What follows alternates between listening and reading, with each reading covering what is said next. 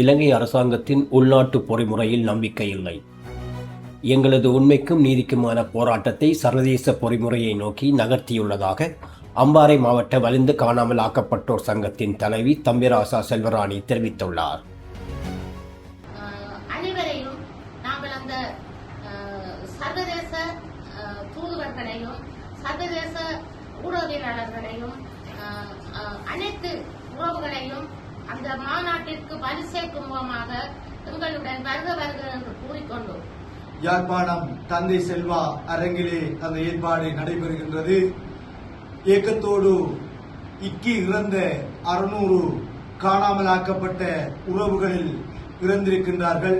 எதிர்வரும் 30ஆம் திகதி சர்வதேச காணாமல் ஆக்கப்பட்டோர் தினத்தை முன்னிட்டு யாழ்ப்பாணத்தில் உள்ள தந்தை செல்வா மண்டபத்தில் வலிந்து காணாமல் ஆக்கப்பட்ட உறவுகள் சங்கத்தின் ஏற்பாட்டில் சர்வதேச மாநாடு ஒன்று முன்னெடுக்கப்பட உள்ளது. இம்மாநாட்டிற்கு ஆதரவு கோரும் கலந்துரையாடலும் ஊடக சந்திப்பும் அம்பாறை மாவட்ட தலைவி தம்பிராசா செல்வராணி தலைமையில் காரைதீவு நூலக கேட்போர் கூடத்தில் இடம்பெற்றது. இக்கூட்டத்தில் பிரதேச சபை தவிசாளர்கள், சிவில் சமூக செயல்பாட்டாளர்கள் மற்றும் சங்க பிரதிநிதிகள் பலரும் கலந்து கொண்டு தங்கள் முழுமையான ஆதரவை உறுதிப்படுத்தியுள்ளனர்.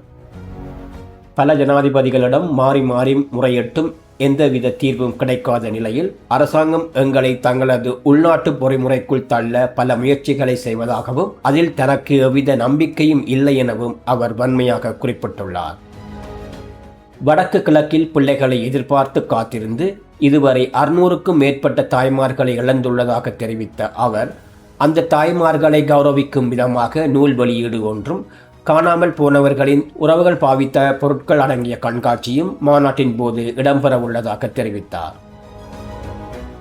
இறுதியில் இந்த போராட்டத்திற்கு அனைத்து தரப்பினரும் கரம் கொடுத்து வலுச்சேர்க்குமாறு அவர் அன்போடு கேட்டுக்கொண்டுள்ளார்.